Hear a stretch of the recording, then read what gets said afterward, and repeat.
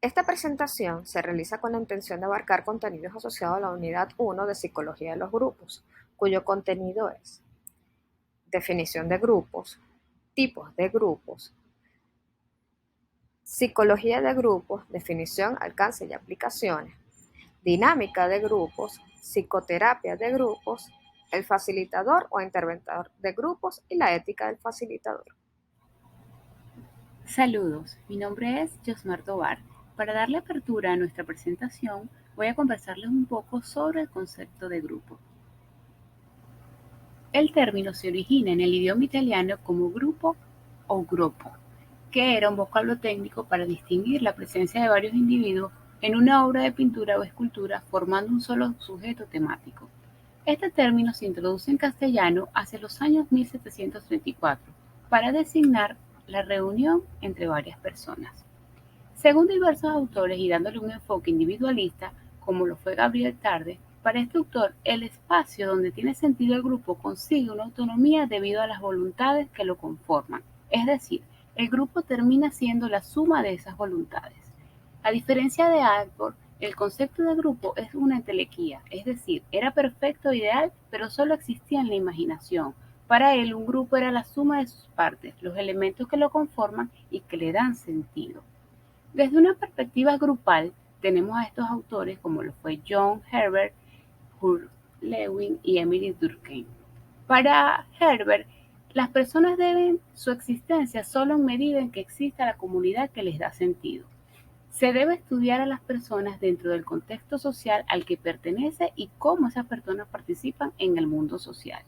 Para Emile Durkheim, el espíritu público se encuentra en la conciencia individual. Él decía que el individuo no tiene sentido fuera de la sociedad en la que existe. Sus pensamientos, sentimientos y acciones nos transportan a las formas sociales que se constituyen a partir del contacto con las demás personas.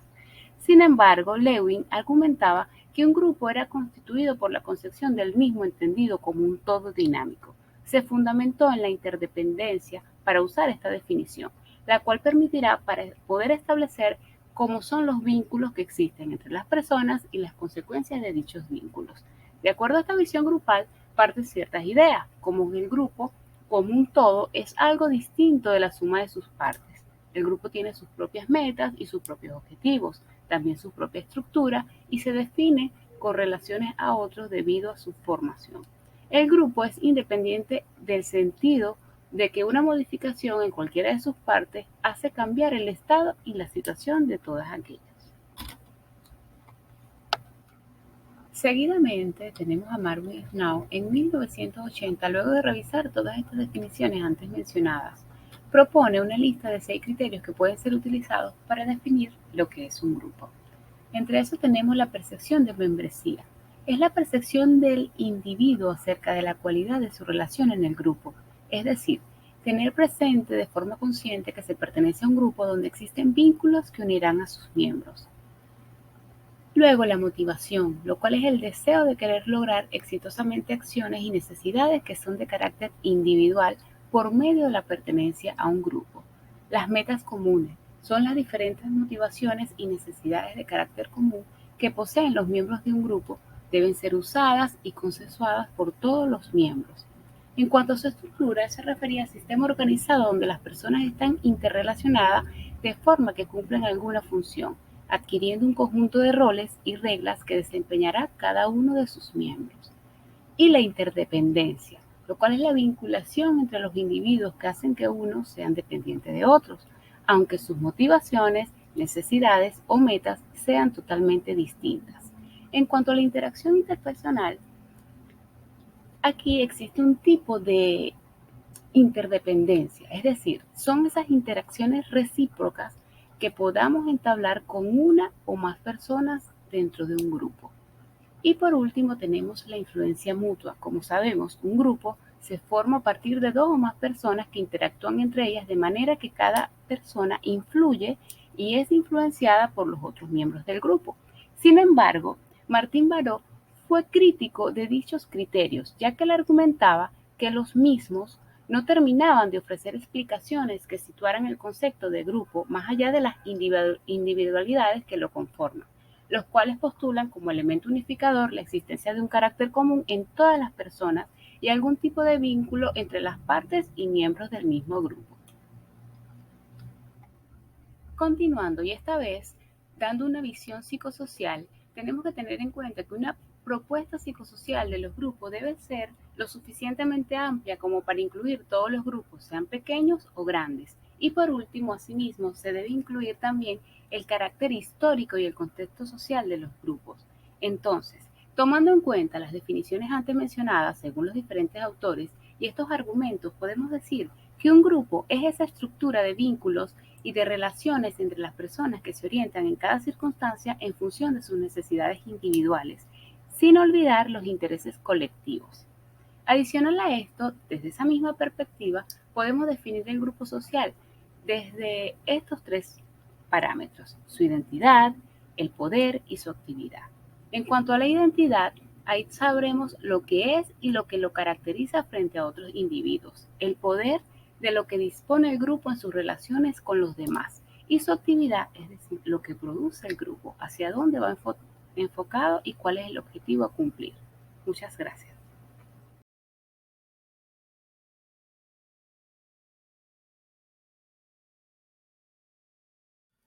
Muy buenas, soy José Leonardo Sánchez Contreras, estudiante de psicología. Yo les voy a hablar sobre los tipos de grupo y características. Podemos determinar a los grupos por su tamaño, por su composición, por sus funciones e incluso por su origen. Así podríamos decir que hay grupos grandes y pequeños, primarios y secundarios. Grupos heterogéneos u homogéneos, bien por su diversidad, bien por sus características de sus personas. También podríamos decir que hay grupos que son de ayuda o terapéuticos para la formación o para fines académicos. Como un primer grupo encontramos el grupo de referencia y pertenencia, según Hyman.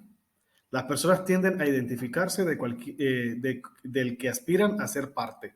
Se refirió Hyman a esta decisión ya que se supone que al pertenecer a un grupo determinado, las personas deberían tender a aceptar las normas y a compartir los valores propios de dicho grupo, que eso es lo esperado, lo común, lo razonable, lo que se espera. Nos encontramos con un segundo grupo, grupos primarios y secundarios según Coley.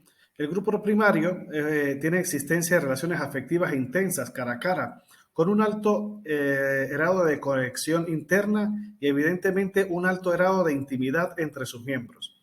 El grupo secundario, las relaciones interpersonales se basan en criterios institucionales que suelen ser independientes de las personas. Los grupos primarios y secundarios, según Coley, lo que realmente importa son las consecuencias de dicho volumen. Nos encontramos con un tercer grupo según su estructuración. Anzio y Martin dicen que su tipología la constituye el grado de estructuración que puede llegar a tener un grupo. Así se puede y se da cuando un buen número de personas, varios cientos o miles, se reúnen sin haberlo buscado explícitamente. Por un ejemplo, por el tipo de banda, agrupamiento de personas que se reúnen voluntariamente con el placer de estar juntos, cada cual en la búsqueda de quienes son semejantes a ellos.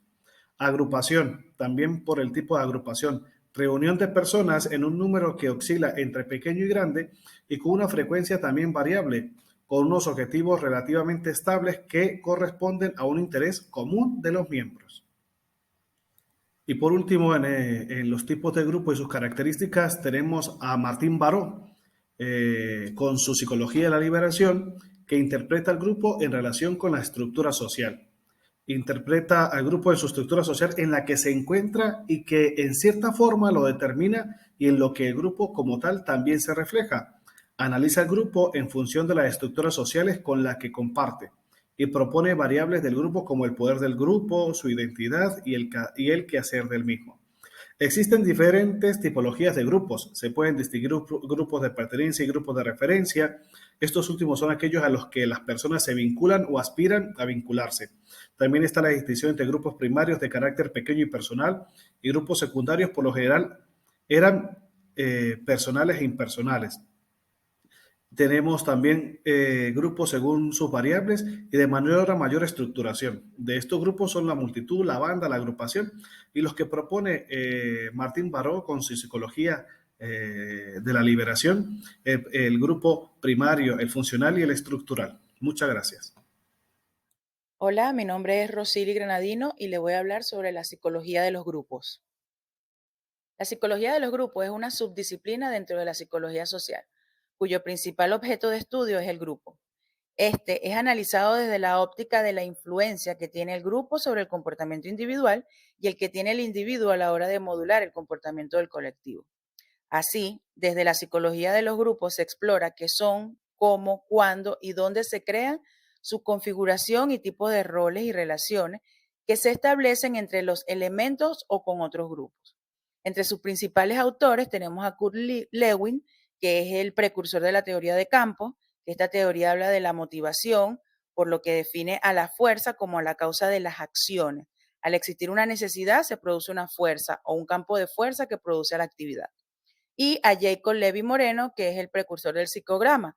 Este es un método terapéutico de participación activa que trasciende la palabra y se dirige a la acción, y haciendo encuentros, diálogos y desempeño de roles y entrenamientos de roles. El alcance que tiene esta autodisciplina o importancia en el análisis de los grupos se puede enumerar de la siguiente manera. Pues la primera es que se puede observar y analizar la influencia que tiene el grupo en el comportamiento de un individuo, pues cada persona es influenciada de una forma por el grupo en el que pertenece, sea pequeño o grande. Y tanto es la presión social que esto puede cambiar tanto sus conductas como sus decisiones. Estudiar los roles, cómo se crea, bajo qué condiciones, en dónde, cuáles son los tipos de relaciones que se van creando de forma intergrupal intragrupal, cómo se desarrollan, cuál es la finalidad, cuál es su relación tanto emocional, incluso cuál es el motivo para pertenecer a ese grupo. Y por último, tenemos comprender la conducta social dentro de un grupo.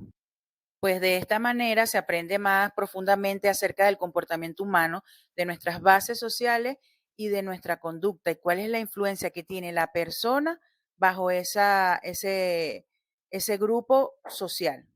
Los grupos ejercen un rol clave en la dinámica social y estos diversos elementos que tienen que ser estudiados para poder llegar a conclusiones relevantes. La psicología de los grupos tiene diferentes funciones, pero también se aboca a analizar todos estos componentes que conforman lo que es el llamado grupo. Entre el primero que podemos nombrar es el funcionamiento del liderazgo, pues se busca es comprender cómo funciona, cuáles son los tipos y cómo influyen en este grupo, en cualquier grupo social. El siguiente es la comunicación de los grupos, pues se estudia es cómo se comunican tanto a nivel interno como externo, cuáles son sus jerarquías, cuáles son sus códigos propios del grupo. El siguiente es la formación y desarrollo de los grupos. Aquí lo que se estudia es comprender cuáles son los factores que influyeron para la creación de esos grupos o de esa relación que hay allí. El siguiente es el funcionamiento de las relaciones intergrupales. Ahí se estudia los diferentes tipos como la colaboración, la confrontación, la contraposición. ¿Okay? Después tenemos la influencia de un individuo en un grupo. Aquí se estudia es cómo el individuo tiene la capacidad de influir sobre todo el grupo fomentando cambios. El siguiente es la unión de grupos. En este lo que se busca es comprender cuál es el comportamiento que originó la formación de ese grupo y qué los mantiene unidos. Y por último, tenemos la influencia de los grupos en la sociedad. En esta se busca identificar y comprender de qué manera esto afecta o influye las conductas generales de una sociedad. Hola, mi nombre es Rosemary García y les voy a hablar sobre la dinámica de grupo. Para comenzar a hablar de lo que es dinámica de grupo, es importante conocer lo que significa la palabra dinámica. La palabra dinámica es de origen griego y hace referencia a fuerza. Dinámica de grupo hace referencia a la relación de la fuerza que actúa entre los miembros de un grupo como entre distintos grupos. Ahora bien, ¿quién fue el creador de la expresión dinámica de grupo? Kurt Lewin, quien afirmó que el grupo es un todo emergente que es más que la suma de lo que pueden hacer sus participantes de forma separada. ¿Y quién fue Kurt Lewin? Fue un psicólogo estadounidense pionero en el estudio de la dinámica de grupo, reconocido actualmente como uno de los pioneros de la psicología social experimental, la organizacional y de la personalidad y la aplicada. ¿Qué es dinámica de grupo? Según Kurt Lewin, son un conjunto de fenómenos que se dan en la vida de los grupos. En otras palabras, podemos decir que es el estudio y análisis de las fuerzas internas de un grupo, que estudia cómo surgen, bajo qué condiciones se modifican, qué forma tienen, cómo se manifiestan, cómo se regulan, que se activan a partir de la interacción entre sus miembros, es decir, de las actividades que realiza el grupo, de las diferentes técnicas que utiliza, entre otros aspectos que ellos consideran, que le hacen funcionar y comportarse de una determinada manera. Ahora bien, ¿qué objetivo general tiene la dinámica de grupo? Busca la eficacia de los grupos a través de la aplicación de métodos y técnicas que permitan la conversión de los procesos grupales en situaciones de aprendizaje, fomentando grupos más competitivos. Esto quiere decir que mejora la socialización de las personas, genera un aumento del sentido cooperativo y participativo, así como mejora significativamente la capacidad comunicativa a todos los niveles del grupo. Tipos de dinámica de grupo. Antes de comenzar a hablar de lo que son los tipos de dinámica de grupo, es importante conocer que cada uno de ellos está orientado a atender un objetivo en específico. Y para nosotros poder seleccionar qué tipo de dinámica de grupo vamos a aplicar en un determinado momento, debemos respondernos a la siguiente pregunta. ¿Para qué queremos una dinámica? ¿Para qué la necesitamos? Y en ese sentido ya conoceremos el objetivo que tiene la dinámica y podremos ubicarlo dentro de cualquiera de las dinámicas de grupo que a continuación se presenta. Tenemos dinámica de presentación, que es para que el grupo se conozca, una dinámica de resolución de conflictos, que está orientada a mediar entre las partes del grupo, una dinámica de comunicación, que ayuda a mejorar la comunicación del equipo, hacerla más asertiva, una dinámica de distensión, que busca relajar la tensión en el grupo, una dinámica de conocimiento y autoconocimiento, que se aplica para que los miembros del grupo se puedan conocer más los unos a los otros, a pesar de ya saber un poco sobre ellos. Y una dinámica de cooperación y colaboración que fomenta los lazos entre diferentes personas, integrando de una manera más positiva al equipo. ¿Qué son las técnicas de dinámica de grupo? Son procedimientos o medios sintetizados de organizar y desarrollar las actividades del grupo. Todo ello fundamentado en las teorías de dinámicas de grupo, con el objeto de desarrollar las competencias de la cooperación, intercambio, responsabilidad, autonomía, creatividad, así como fomentar una actitud que permita resolver los problemas en las interacciones y relaciones sociales, como vencer los miedos, superar las tensiones y los conflictos. ¿Cuáles son las principales técnicas de dinámica de grupo? Las dinámicas, como hemos visto, se construyen con técnicas y dependiendo del objeto que queremos conseguir, que queremos trabajar, utilizaremos una técnica u otra. Aspecto que debemos tener muy claro porque no cualquier técnica vale para cualquier objeto. Cada una tiene sus características y hay unas que son más significativas para una cosa y otras mejores para otras cosas. Entre las técnicas tenemos Phillips 66. Este objetivo es dividir un grupo en subgrupos y favorece la integración, la participación y la comunicación. Es decir, que si nosotros tenemos un caso donde en un grupo hay problemas de comunicación y queremos orientar una técnica para mejorar el mismo, podemos seleccionar la técnica Phillips, que esta permitirá favorecer la participación y la comunicación de este grupo. Otra técnica que tenemos es simposio. Esta nos permite fomentar el aprendizaje por medio del diálogo y la discusión. Seminarios. Estimular el intercambio de puntos de vista y de conocimiento. Otra técnica es la cinética, que es para la solución de problemas. Si tenemos un equipo donde existen conflictos y queremos mediar en ellos, podemos aplicar esta técnica y nos permitirá tener mejor entendimiento de los problemas y a ellos la solución del mismo.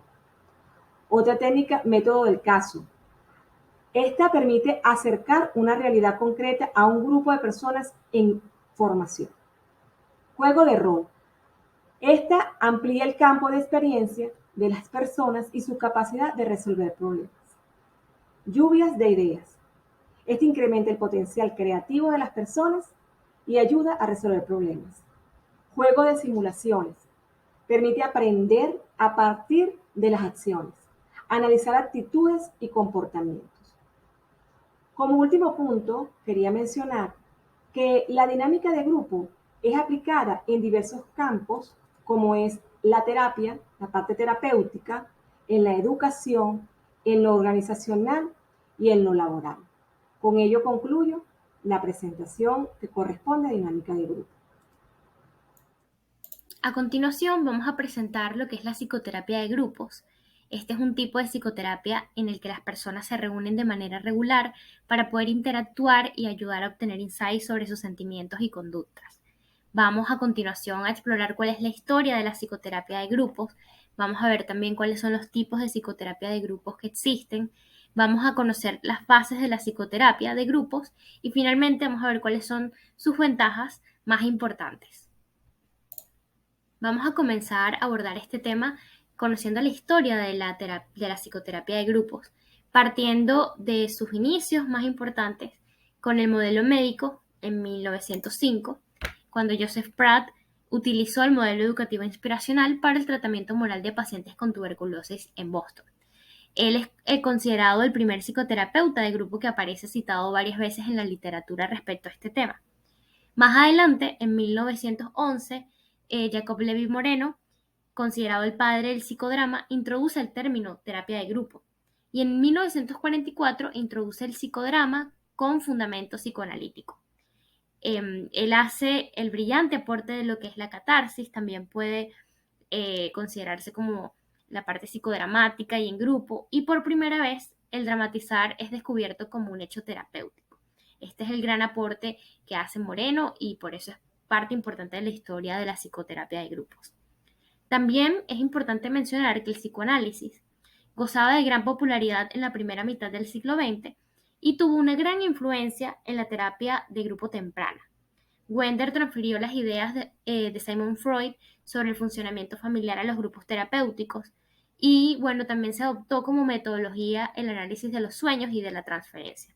Estos fueron también parte importante de la evolución de la psicoterapia de grupos, porque luego en 1936 Slavson y otros autores importantes interpretan al individuo en el grupo y son los primeros autores que utilizan conceptos psicoanalíticos para la comprensión de los grupos humanos. Mencionamos este primer acontecimiento en 1936, pero realmente la psicoterapia de grupos ha estado bastante vinculada con el psicoanálisis desde estos inicios y hasta la actualidad también se mantiene de forma importante. Más adelante, en 1942, podemos mencionar la terapia de grupo centrada en el cliente, trabajada y desarrollada por Carl Rogers.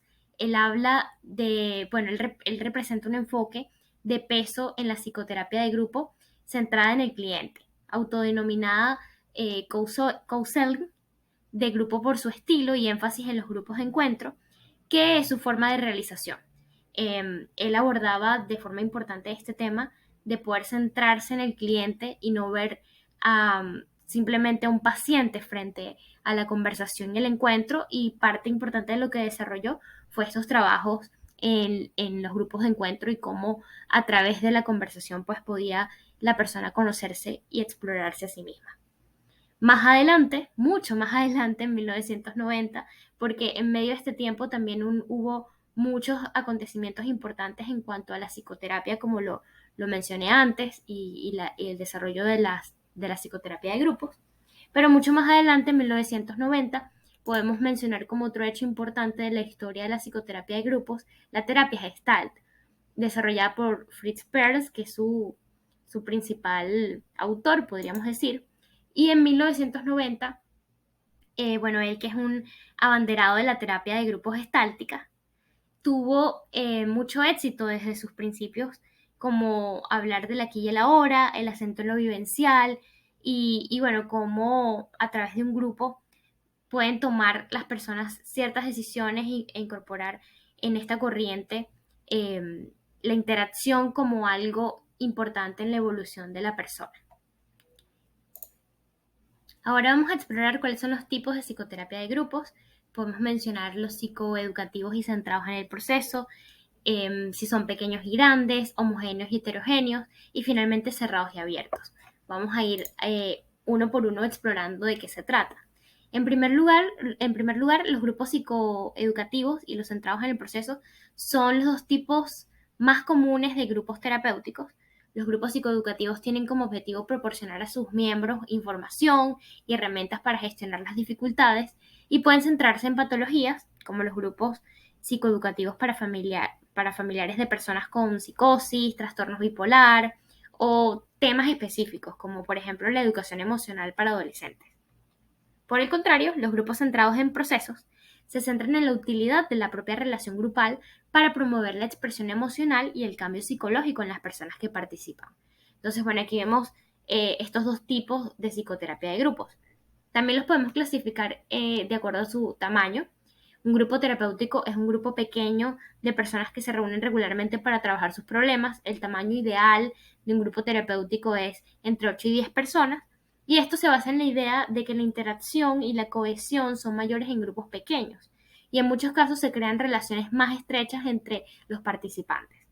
Los grupos más grandes pueden ser más productivos, pero tienden a facilitar que los participantes formen subgrupos y se dividan las tareas. Además, las personas de grupos más grandes tienden a estar menos satisfechas que las de grupos más pequeños. Entonces, bueno, es importante también mencionar este criterio en cuanto a el tamaño del grupo que participa en la psicoterapia. También podemos mencionar otra clasificación, que sería homogéneos y heterogéneos. Bueno, por un lado, la homogeneidad o la heterogeneidad es una medida del grado de similitud entre las personas que están participando en el grupo. Los grupos homogéneos tienden a funcionar con mayor rapidez y facilidad, mientras que los que son heterogéneos tienden a tener menos cohesión y bueno, terminan siendo un poco más problemáticos. La homogeneidad puede evaluarse en función de un criterio, como la presencia de un único tema o de varios, o a nivel general. Por ejemplo, los miembros del grupo pueden variar en género, edad, nivel socioeconómico, etnia, etc. Por supuesto que también hay ciertas ventajas en tener grupos heterogéneos porque permite aprender de la experiencia del otro que sabemos que es distinto a nosotros. Otro criterio importante en cuanto a los tipos de psicoterapia de grupos es si son cerrados y abiertos. Los grupos cerrados son más cohesivos que los abiertos, pero también son más vulnerables a la marcha de sus miembros, es decir, a que las personas se retiren pronto. En los grupos cerrados, todos los que están presentes cuando se crea el grupo también lo están cuando se cierra. Esto significa que si algún miembro se va, todas sus contribuciones se van a perder. Sin embargo, los grupos abiertos, en cambio, tienen un abanico de miembros más amplio que a veces incluye incluso a personas que no participan activamente en el grupo. Esto permite una mayor flexibilidad y adaptabilidad a la hora de hacer frente a cambios en el número de miembros o las necesidades que las personas que están participando necesitan. Bueno, ahora vamos a explorar cuáles son las fases de la psicoterapia de grupos. Por supuesto, esto varía de acuerdo al autor. Vamos a enfocarnos en esta exposición a hablar acerca de cuáles son las 4 fases que propone Gerald Corey. Y bueno, estas serían, ¿no? En principio un estadio inicial, luego un estadio de transición, luego un estadio de trabajo y finalmente el estadio final o de consolidación. ¿De qué se trata cada una de esas fases?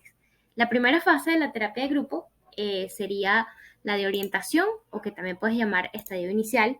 En esta fase, el terapeuta establece la confianza y el respeto entre los miembros del grupo y les ayuda a comprender las necesidades que tienen los demás. Cuáles son las normas, tanto explícitas como implícitas, también deben estar bastante claras y sobre todo poder generar acuerdos entre todo el grupo que permitan la convivencia. A menudo se produce un choque entre la necesidad de autonomía y la necesidad de pertenecer al grupo. Luego vamos a hablar de la segunda fase, que es el estadio de transición. En esta fase permite, digamos, a los miembros aceptar sus responsabilidades como participantes en el proceso del grupo y aprender cómo pueden contribuir a mejorar de acuerdo a sus objetivos. Puede incluir conflictos entre los miembros, pueden tener opiniones diferentes sobre lo que deben hacer a continuación o que no están seguros de si deben quedarse o marcharse de ese momento del grupo. Eso es normal según este autor. Luego, la tercera fase de la terapia de grupo se denomina etapa de consolidación, en la que los miembros aprenden de las experiencias de los demás para estar mejor equipados de cara a futuros retos.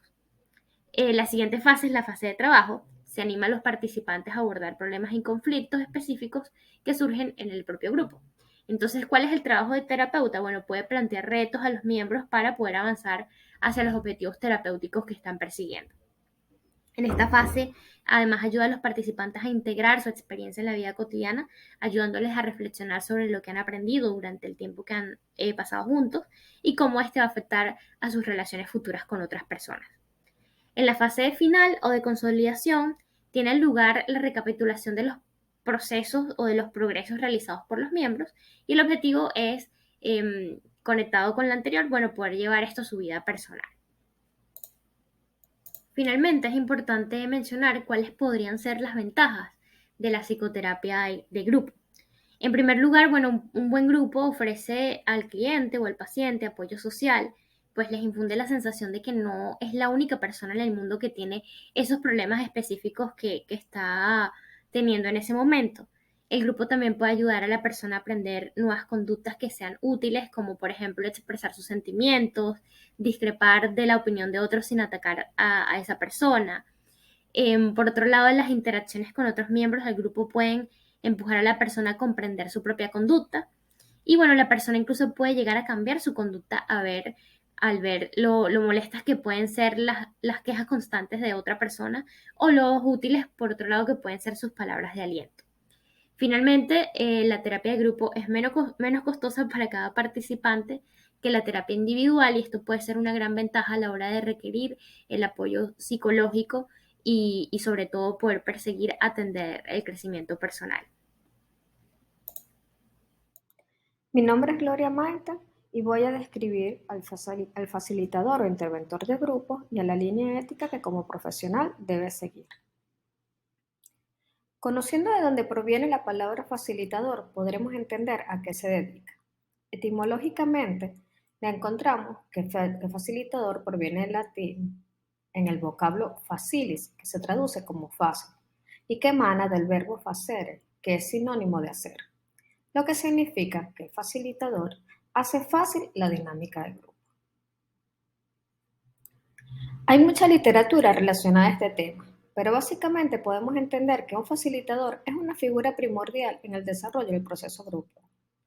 Se encarga de la movilización de los conocimientos, facilita la integración, la creatividad y motivación de los miembros del grupo, ayuda a mejorar la comunicación e interacción entre ellos para que logren su objetivo, coopera con el grupo a lograr la meta acordada al involucrar a todos los presentes y es imparcial. Estimula a los participantes para sacar ideas a luz y ayuda al grupo a escucharse.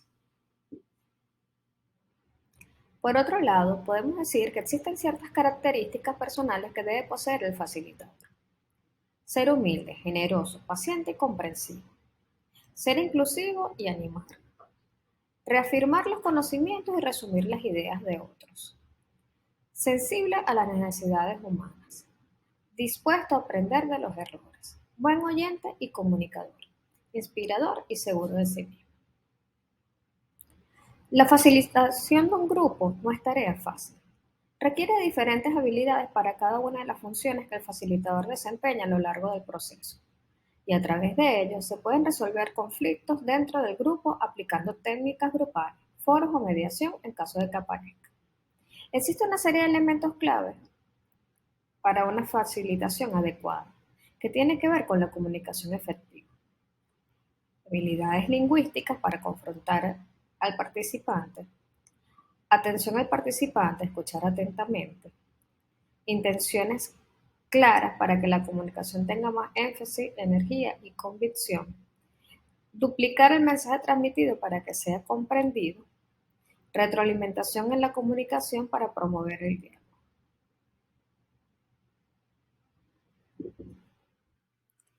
La Asociación Internacional de Facilitadores publicó en el 2004 la Declaración de Valores y Código de Ética. Este instrumento proporciona los lineamientos éticos relacionados a la profesión. La Declaración de Valores expresa el compromiso de honrar el valor de la persona y la sabiduría del grupo, así como también mantener las opiniones personales a un lado en pro de que el grupo tome sus propias decisiones.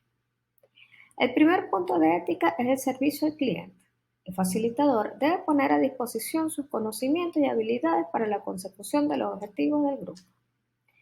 Luego continúa el conflicto de intereses. Debe reconocer abiertamente cualquier posible conflicto de intereses o prejuicios personales y dar a conocer previo a la organización cualquier otra cuestión que pueda